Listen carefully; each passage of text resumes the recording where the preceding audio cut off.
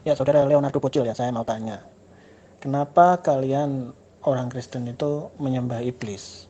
Coba, bisa enggak Anda memberi saya pencerahan dan menyanggah dari tuduhan saya?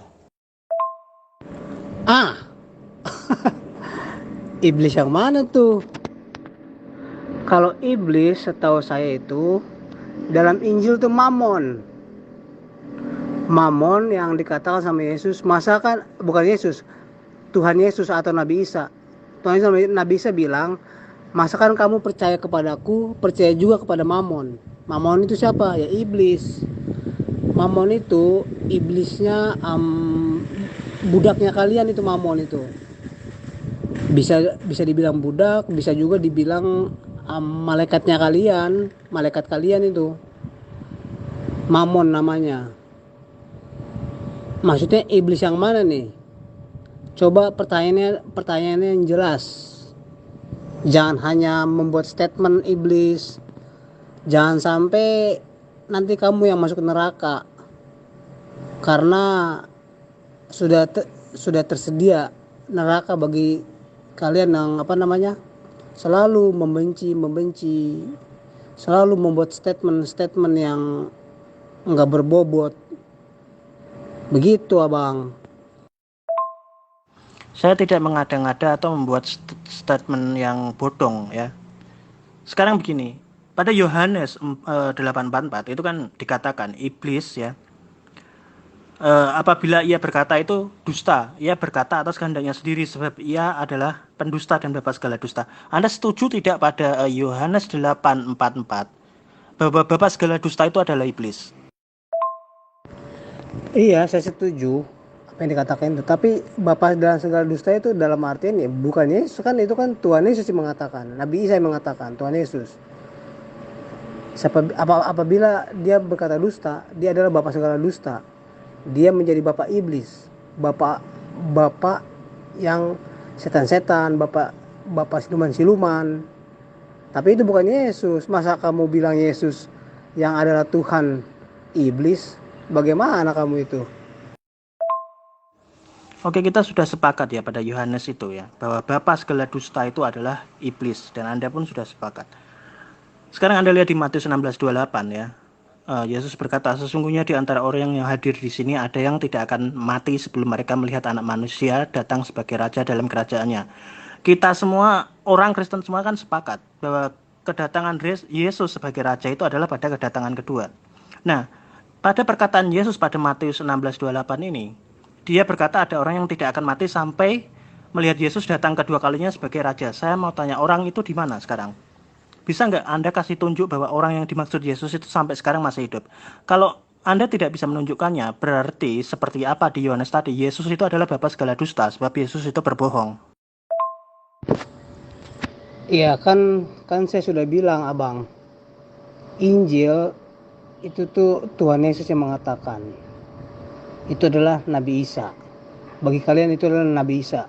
Kalau dalam Injil dikatakan Tuhan Yesus. Tapi bukan berarti dia itu Yesus. Bukan berarti dia itu Allah yang hidup. Kalau abang mau lebih tahunya, abang tanya aja sendiri sama Nabi Isa, siapakah anak muda yang itu? Tapi ya, abang tidak usah jauh-jauh ke Nabi Isa, ke Tuhan Yesus. Kalau menurut pendapat saya, dia itu Roh Kudus. Roh atau Yesus. Dia itu yang akan hidup selama-lamanya, kekal. Kekal selama-lamanya dia hidup. Dia tidak pernah mati. Itulah inti ajaran Injil. Itu inti ajaran Injil. Nanti dia itu ketika dia bangkit, dia masih tetap hidup. Dia masih tetap hidup. Dan dia akan hadir di Masjidil Al-Aqsa. Dan kalian akan menyembahnya. Kami pun umat Kristen juga akan datang menyembahnya, sujud. Lalu kita bersama-sama masuk ke dalam kerajaan surga bagi yang percaya. Tapi kenyataannya kalian membelokkan diri kalian dari Allah yang hidup itu, dari Tuhan kami Yesus, dari Allah. Kalian membelokkan diri menjadi Allah sang pencipta. yang kita tidak tahu keberadaannya di mana, apa yang dikatakannya. Kalau tidak melalui Tuhan, kita taunya dari mana? Dari Tuhan, melalui pemikiran-pemikiran Tuhan, energi Tuhan, kuasa Tuhan, firman Tuhan dalam mengatur kehidupan dunia ini. Begitu abang. Kalau abang bilang Bapa segala dusta, itu bukan Yesus. Bapa segala dusta itu bukan Yesus. Itu iblis. Abang jangan kaitkan iblis dengan Yesus. Bapa segala dusta itu adalah orang yang selalu mengatakan dusta. Wah, saya melihat Yesus ada di situ. Saya melihat Tuhan ada di situ. Padahal kenyataannya itu bukan Tuhan Yesus. Bukan Tuhan Yesus lagi. Sorry, maaf. Itu Tuhan Yesus kan Nabi Isa. Padahal kenyataannya itu bukan Tuhan. Bukan Allah yang hidup. Bukan Tuhan semesta alam. Begitu, abang. Saya mau bertanya kepada Anda ya. Anda ini asumsi. Sekarang begini. Pada Matius 16:28 saat Yesus berkata sesungguhnya di antara orang yang hadir di sini ada yang tidak akan mati. Di situ tertulis sesungguhnya di antara orang yang hadir di sini ada yang tidak akan mati sebelum mereka melihat Anak Manusia datang sebagai raja dalam kerajaannya. Di situ tidak ada tertulis roh. Kenapa kemudian Anda mengatakan roh? Ini Anda asumsi, ya. Berarti Anda itu bukan hanya menyembah iblis, tapi Anda pun iblis karena Anda berdusta.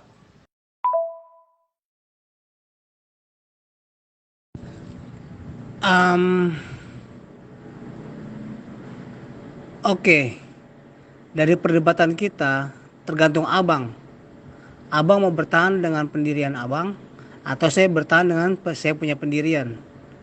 Kita lihat di masa depan. Abang yang menjadi iblis atau saya yang menjadi iblis. Roh ada di dalam kitab Yohanes. Yohanes bersaksi tentang itu.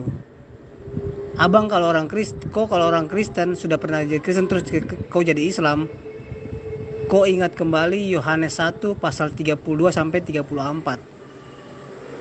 Di situ jelas-jelas, sangat jelas digambarkan Bapa, Putra, dan Roh Kudus. Hanya kalau Injil itu kan disusunnya kan tidak rapi, tidak tertata dengan dari A sampai Z gitu, tidak.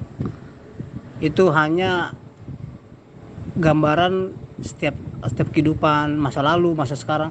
Masa lalu Yesus ditulisnya masa sekarang tulisnya masa lalu. Begitu abang. Di dalam situ kan dikatakan roh. Dia melihat sebuah roh turun ke atasnya. Nyanya itu siapa? Tuhan Yesus, Nabi Isa. Lalu Yohanes bilang, aku berkata-kata ini, aku membaptis kamu karena aku diutus oleh dia. Dianya itu siapa? Dia itu Bapa, Allah, Tuhan semesta alam, yang mengutus Yohanes untuk membaptis dengan air, membuka jalan untuk Nabi Isa, Tuhan Yesus. Itu Bapa mengutus Yohanes sebelum dia turun ke dunia. Waktu itu masih diemban oleh Nabi Isa atau Tuhan Yesus.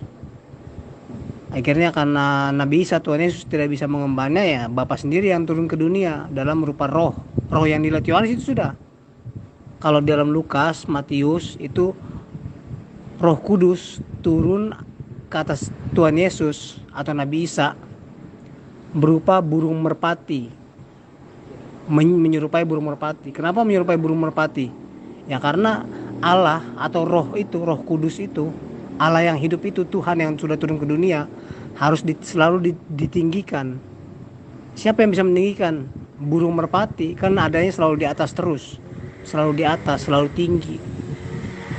Menyentuh tanah jarang, kadang-kadang.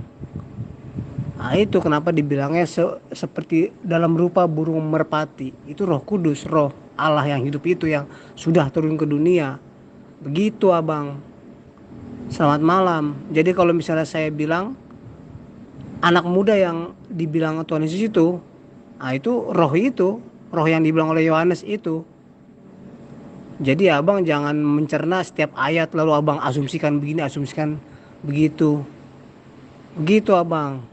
Nanti besok atau kapan kalau saya ada waktu, saya jabarkan semua Alkitab dari mulai Kejadian sampai kitab Wahyu. Saya jabarkan, saya buka semua, saya bilang sama abang. Lalu abang cerna, abang mau tetap di Islam atau mau kembali ke Kristen, atau abang tetap di Islam tapi kita saling mengasihi satu sama lain sehingga kita tidak sama-sama jatuh ke dalam api neraka. Ya itu semua terserah abang aja. Selamat malam.